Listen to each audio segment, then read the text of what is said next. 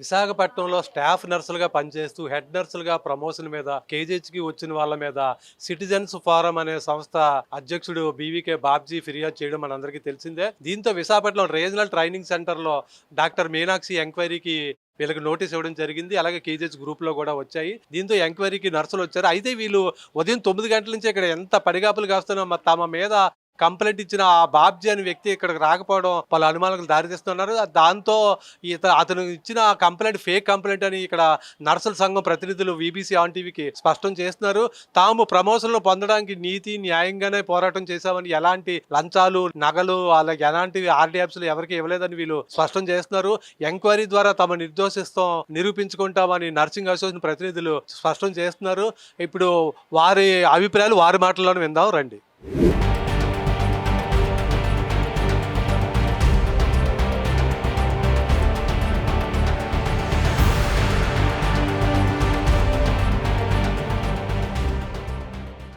నమస్తే అండి. నా పేరు Bhavani. AP government nursing association Visakhapatnam జిల్లా ప్రెసిడెంటు. మా మీద ఏదైతే ఎలిగేషన్స్ చేస్తూ గత 4 రోజులుగా పేపర్లో అంతా బదనాం చేస్తున్నారో దానికి సంబంధించి ఈరోజు ఎంక్వైరీకి అటెండ్ అవ్వడం జరిగింది. మాకు enquiry officer complaint copy serve చేయడం జరిగిందండి. అందులో ఎలాంటి అడ్రస్ కానీ ఫోన్ నెంబర్ కానీ ఎలాంటి కమ్యూనికేషన్ లేకుండా ఒక ఫేక్ ఎంక్వైరీ వేయించి ఒక ఫేక్ కంప్లైంట్ పెట్టి దాని మీద ఎంక్వైరీ అని చెప్పి మేమేదో చాలా పెద్ద తప్పులు చేసినట్టుగా పేపర్లన్నీ అంటే కావాలని ఒక పథకం ప్రకారం చేసిన చర్య అండి ఇది. ఈరోజు మాకు ఆ కాపీ తీసుకున్న తర్వాత తెలిసింది. మేము ఇప్పటి వరకు ఎదురు చూస్తున్నాము ఆ కంప్లైంట్ పెట్టిన వ్యక్తి వస్తారేమని. ఎవరు కూడా ఇక్కడి వరకు రాలేదు.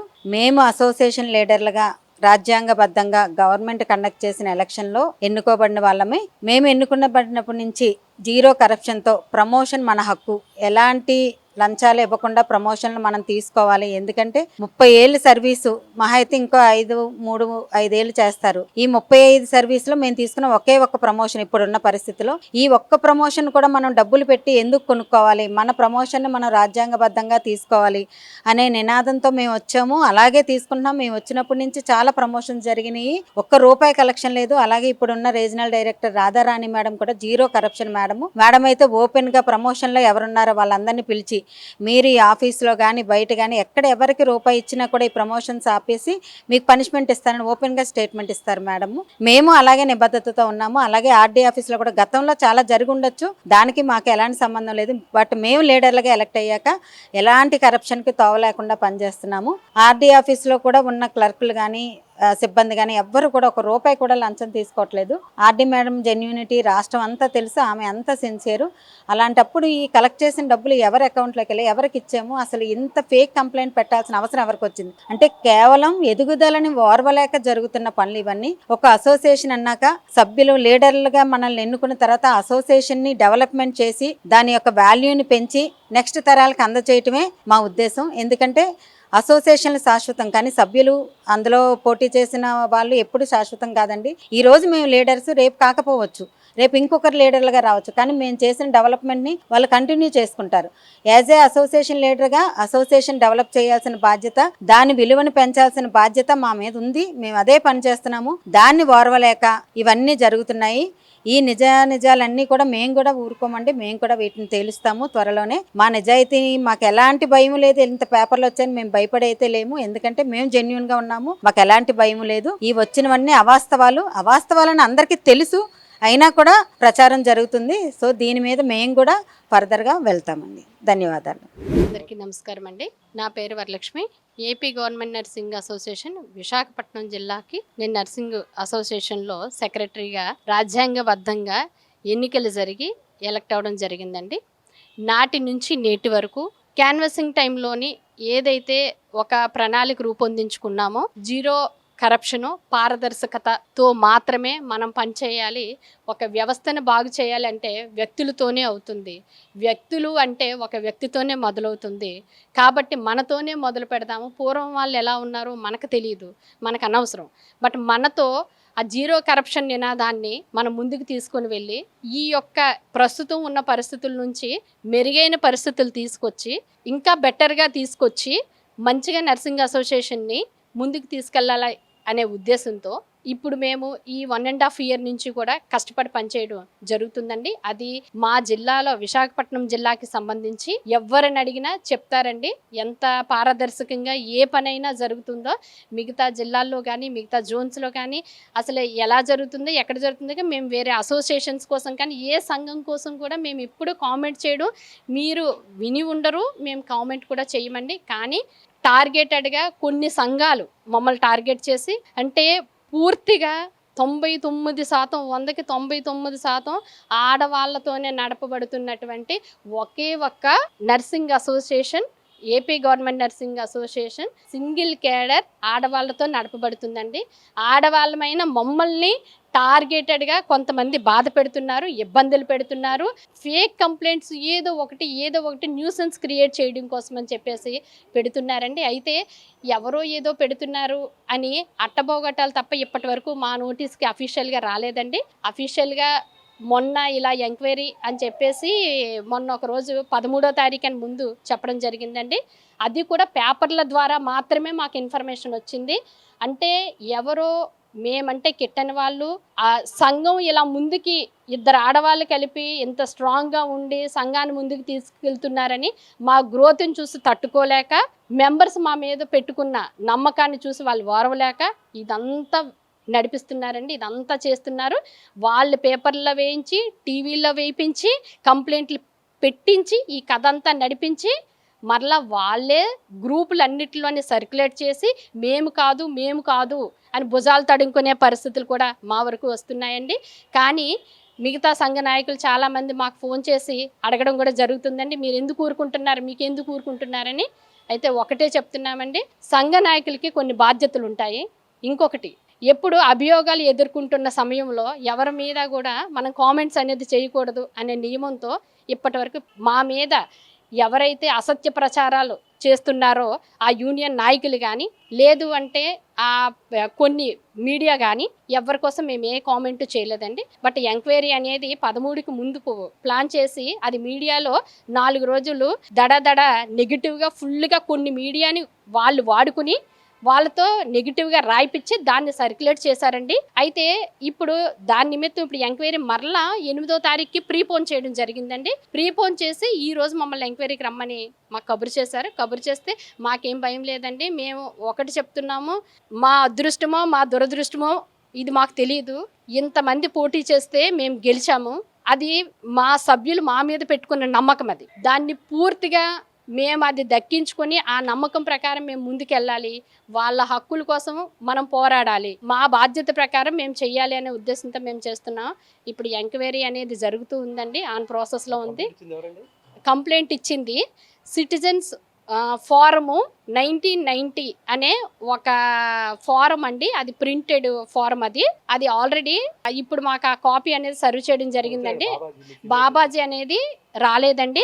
దాని మీద ఆ కంప్లైంట్ ఏదైతే ఉందో ఆ కంప్లైంట్ మీద ఒక సిగ్నేచర్ కానీ అంటే 2 కంప్లైంట్స్ అండి.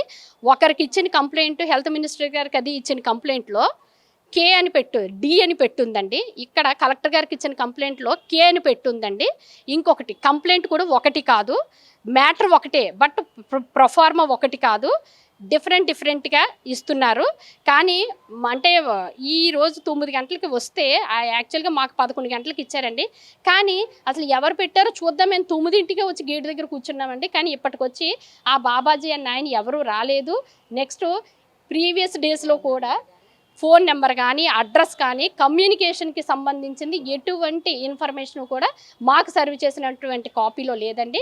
నా పేరు గంగా భవాని అండి. మాకు మే 2వ తారీఖున ప్రమోషన్ కాల్ఫర్ చేశారు. అప్పటి తర్వాత మళ్ళీ ట్రాన్స్ఫర్ జీవో వచ్చింది. తర్వాత ఎండింగ్లో ఎస్ఆర్లు అన్ని పంపించేసరికి అన్ని ఆఫీసులు అన్ని డిపార్ట్మెంట్స్ నుంచి వచ్చేసరికి కొద్ది లేట్ అయింది. లేట్ అయ్యే టైంకి ట్రాన్స్ఫర్స్ వచ్చేసాయి, general transfers. As per GO కొంతమంది హెడ్ సిస్టర్ని పాడేరు పంపించారు. పాడేరు మేము మాత్రం ఇంక స్టాఫ్ నర్సులు గానే ఫ్రమ్ మే 2 నుంచి ఇప్పటి వరకు మార్చి 9th వరకు కూడా మేము స్టాఫ్ నర్స్ గానే కొనసాగాము. మాకు మే 10వ తారీఖున ప్రమోషన్ లో క్వాలిఫై చేశారు, ప్రమోషన్స్ కి వచ్చింది. కానీ అప్పటి మే 2వ తారీఖు నుంచి మాకు ఎప్పుడైతే వేసాలు క్వాలిఫై చేశారో అప్పటి నుంచి కూడా మాకు ఏదో విధంగా శోధన చేస్తూనే ఉన్నారు. మీకు ఎలా వస్తాయి చూస్తాము, మీకు అసలు ఎలా వస్తాయి, మావి పోస్టులు అని పాడేరు వాళ్ళు. ఇక్కడ మాకు యూనియన్ కి ఆపోజిట్ గా మాకు ఉన్న వాళ్ళు కూడా మీరు హెడ్ సిస్టర్ ప్రమోషన్స్ ఎలా వస్తాయి, మీరు హెడ్ సిస్టర్ క్యాప్లు ఎలా వస్తాయని చెప్పి మనం అదే విధంగా బాధించడం కూడా జరిగింది. మేము అలాగ బాధపడుతూనే ఆర్డీ ఆఫీస్కి వస్తూ మేడం మాకు ప్రమోషన్ తీయించండి అంటే తీస్తామమ్మా, అన్ని క్లియర్ అయిపోతే అన్ని తీస్తామని చెప్పారు. అన్ని క్లియర్ అయిన తర్వాత దేవుడి దయ వల్ల మేము ఎన్నో బాధలు అనుభవించి మేము ఆఖరికి ప్రమోషన్స్ 10వ తారీఖున తీసుకున్న తర్వాత కూడా మార్చి 10వ తారీఖున తీసుకున్న తర్వాత కూడా మమ్మల్ని ఇంకా బాధ పెడుతూనే ఉన్నారు. ఎప్పుడైతే ట్రాన్స్ఫర్స్ అయ్యి అప్పటి నుంచి కూడా డబ్బులు ఇచ్చామని చాలా చేశారు. మమ్మల్ని చాలా మా పరువులు తీశారు. కానీ మేము ఎవ్వరికి ఎలాంటి డబ్బులు ఇవ్వలేదండి. మాకు ఎవ్వరూ సహాయం చేయలేదు. మా యూనియన్ మాత్రం మాకు అప్పుడప్పుడు మేము ఆర్డీ ఆఫీస్కి వెళ్తుంటే సహాయం మాకు సపోర్ట్ చేశారు. యాజ్ పర్ యూనియన్ గా మాకు సపోర్ట్ చేశారు. వెళ్ళి మేమే మాట్లాడుకున్నాము, మేడం మాకు ఎప్పుడు వస్తాయంటే మీకు అన్ని తీస్తామమ్మా, అన్ని క్లియర్ అయిపోయిన తర్వాత తీస్తామని మేము ఆర్డీ మేడం పారదర్శకంగా ఎలా మా సీనియారిటీ ప్రకారం అందరికీ 33 సంవత్సరాలు 35 సంవత్సరాలు 30 సంవత్సరాల సర్వీసులు అండి. మేము ఇన్ని సర్వీస్ చేసుకొని ఎంతలాగా కష్టపడి మేము వచ్చాము. మాకు ఈ విధంగా మాకు ప్రమోషన్స్ వచ్చాయి. దీంట్లో ఎవ్వరికి ఎలాంటి మేము అమౌంట్లు కానీ డబ్బులు కానీ ఏటి కూడా ఇవ్వలేదండి.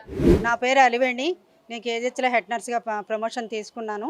కాకపోతే మేము ప్రమోషన్ తీసుకున్న తర్వాత కూడా మాకు సంతోషం లేకుండా ఎస్ఆర్లు కాల్ఫర్ చేసింది స్టిల్ ఈ రోజు వరకు కూడా మమ్మల్ని మానసికంగా ఎంత వేదనకు గురి చేస్తూ డ్యూటీలు సరిగా చేసుకోనివ్వకుండా మెంటల్గా టార్చర్ పెడుతూనే ఉన్నారు. ఏవేవో ఫేక్ నోటీసులు మాకు పంపించి మాకు కుటుంబంలోని సంఘంలోని మేమేదో దొంగల్లాగా ఉద్యోగ ప్రమోషన్లు తీసుకున్నట్టు అందరూ భావిస్తున్నారు. మేము ఎటువంటి డబ్బులు కానీ నగలు కానీ ఏవి కూడా మేము ఎవరికి ఇవ్వలేదు. ఎక్కడికి మేము ఎంక్వైరీకి రమ్మన్నా వస్తాము. స్టిల్ ఈ రోజు కూడా ఎంక్వైరీకి వచ్చి ఉన్నాం. కుమారి అండి, ఈ రోజు మాకు వేసిన ఎంక్వైరీకి మేము వచ్చాము, అటెండ్ అయ్యాము. మేము చెప్పవలసినవన్నీ ఎంక్వైరీ మేడం గారికి మొత్తం మేము వివరణ ఇచ్చాము. మా నిర్దోషితం మేము ఈ రోజు చూపిస్తున్నాం. మేము ఎటువంటి ఫ్రాడ్లు కానీ ఎటువంటి ఇది కానీ కరప్షన్ కానీ చేయకుండా మేము ఇక్కడికి వచ్చాము. ఏపీ సిటిజన్ ఫార్మ్స్ వాళ్ళు పెట్టారు కానీ అతను అన్నది ఇక్కడికి రాలేదు. అతను వస్తే మేము మాట్లాడి ఉండేవాళ్ళం. మాకు ఎందుకు మా మీద కంప్లైంట్ మీకు ఎలా వచ్చిందని అతను రాలేదు మాకు దగ్గరికి. కానీ దీనికి సంబంధించి పెట్టిన వాళ్ళు మా హాస్పిటల్లోనే మా కేజీహెచ్లోనే ఉన్న వాళ్ళే పెట్టారండి. కాడేరు నుండి వాళ్ళు కూడాను. అంటే ఈ ఫాము బయటకు రాకముందే వాళ్ళ దగ్గరికి వచ్చింది అంటే దాని అర్థం ఏంటి, వాళ్ళే పెట్టుంటారు కదా. అయితే అయినప్పటికి కూడాను ఏదైనా నిజం నిలకడగా తెలుస్తుంది. మేము ఎటువంటి ఫ్రాడ్ చేయలేదండి. మేము 30 సంవత్సరాలు సర్వీస్ చేసి పారదర్శకంగా మా యాజ్ ఫర్ సీనియారిటీగా మాకు ప్రమోషన్ వచ్చింది. ఈరోజు మేము అందుకు ప్రమోషన్ తీసుకున్నాము. మా మీద ఇంత బురద జల్లుతున్నారు వాళ్ళు, అది నిర్దోషిత్వం మేము చూపించుకుంటున్నాము. వాళ్ళకే వదిలేస్తున్నాం. ఏదైనాను మీడియా తరపున మేము అదొక్కటే కోరుకుంటున్నామండి. ఇది కనీసం మీడియా వర్క్ కానీ పేపర్ వర్క్ మా మీద రోజుకి పేపర్లో వేస్తున్న దానికి మేము డ్యూటీ కూడా సరిగ్గా చేయలేకపోతున్నాం. చాలా ఆందోళనగా ఉంటుంది. మీ మీద ఇలాగేసారట, పేపర్లో ఇలాగేసారని అంటే మానసికంగా ఇంట్లో కూడా కుంగిపోతున్నాం. మా ఏజ్లో ఏం తక్కువ కాదు. అయినప్పటికి కూడా మేము నిర్దోషం, మేము ఎటువంటి తప్పు చేయలేదు కనుక ఎవరు ఎన్ని రాసుకున్నా మాకు సంబంధం లేదని చెప్పి మేము హ్యాపీగా నిద్రవుతున్నాం. ఈ ఎంక్వైరీ తర్వాత మాకు కన్క్లూజన్ వచ్చి మేమేంటో వాళ్ళకి నిరూపించేలా చేయాలని కోరుకుంటున్నాను. నేను కేజీహెచ్లో హెడ్ నర్స్గా చేస్తున్నాను. ఆ సిటిజన్ ఫార్మ్ అధ్యక్షులు ఎవరైతే ఉన్నారో బాబ్జీ, ఆయన ఇక్కడికి ఈరోజు వచ్చి ఉండాలి. కంప్లైంట్ ఇచ్చారు కాబట్టి ఆయన దగ్గర ఉన్న ఎవిడెన్స్లన్నీ మాకు చూపిస్తే, ఆర్గనైజేషన్ సెక్రటరీ అంటే ఆయన ఈరోజు వచ్చి ఆయన దగ్గర ఉన్న ఎవిడెన్స్లన్నీ చూపించాలని మేము కోరుతున్నాం. ఇప్పటి వరకు ఆయన రాలేదు. ఆయన రావాలి, ఆయన దగ్గర ఉన్న ఎవిడెన్స్లన్నీ మాకు చూపించాలి. మేము అసలు ఉన్నారా ఫేక్ అని మేము అంటున్నాం. నిజంగా అది కరెక్ట్ అయితే రమ్మనండి ఇప్పుడు ఇక్కడికి వచ్చి అది ఎంత నిజం అనేది మాకు చూపించండి. మేము ఇంత కరెక్ట్గా గట్టిగా మాట్లాడుతున్నామంటే మేము ఎవరికి ఎటువంటిది ఇవ్వలేదని జెన్యున్గా చెప్తున్నాం. మేము మా డబ్బు పోయింది, లేకపోతే మా విలువైన వస్తువులు మాయిపోయాయి అని. కానీ వాళ్ళెవరో ఇచ్చిన దానికి మాకు అసలు చాలా మనసంతా బాధగా ఉందండి. నేనైతే హార్ట్ ప్రాబ్లం ఉన్నది నాకు. నేను డైలీ కూడా మొన్న 2 times వెళ్ళాను కార్డియాలజీకి. నన్ను తీసుకెళ్ళిపోయారు వార్డులోంచి పడిపోతే ఆ పేపర్ కటింగ్ చూసి.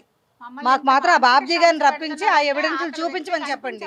మాకు మాత్రం న్యాయం కావాలి. అసలు అతను ఉన్నారా లేదా? అతను ఉంటే ఇప్పుడు రమ్మనండి. నిజంగా అతను ఉంటే ఇప్పుడు రమ్మనండి.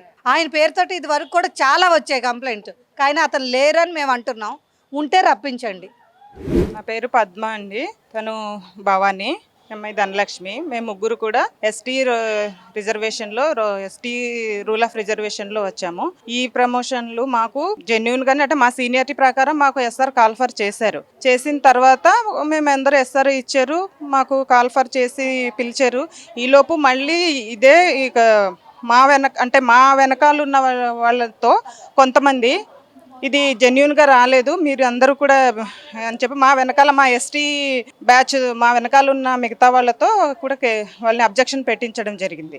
అప్పుడు లెటర్, మీరు అబ్జెక్షన్ అని చెప్పి లెటర్ పెడితే అది మళ్ళీ ఆర్డి మేడం గారు దాన్ని మొత్తం పరిశీలించి సీనియారిటీ లిస్టుని మొత్తం మొదటి నుంచి పరిశీలించి ఇది అడ్డగోలుగా వచ్చి రాలేదు, ఇది జెన్యున్ ప్రకారమే సీనియారిటీ ప్రకారమే ఇవ్వడం జరుగుతుంది అని ముందు నుంచి ఉన్న అంతా క్షుణ్ణంగా పరిశీలించి మళ్ళీ మాకు ప్రమోషన్లు ఇవ్వడం జరిగింది. ఇది కొంతమంది కావాలని మా వాళ్ళ చేత మా మీద ఈ ప్రమోషన్ ఆపడానికి పెట్టించారండి. ఇలా పెట్టించిన తర్వాత మేము మా నర్సింగ్ అసోసియేషన్ని సంప్రదిస్తే ఇది జెన్యున్గా వచ్చి ఎలాగొస్తే మేము అలాగే సపోర్ట్ చేస్తాము, అదే అడ్డగోలుగా అయితే ఇదైతే మేము దానికి చెయ్యము, ఎలాగుంటే అలాగే వస్తుందని మాకు మొత్తం అది చూసిన తర్వాత మాకు సపోర్ట్ చేసి ప్రమోషన్ని మేము ఇలా ప్రమోషన్ ద్వారా ఇలాగ వచ్చామండి.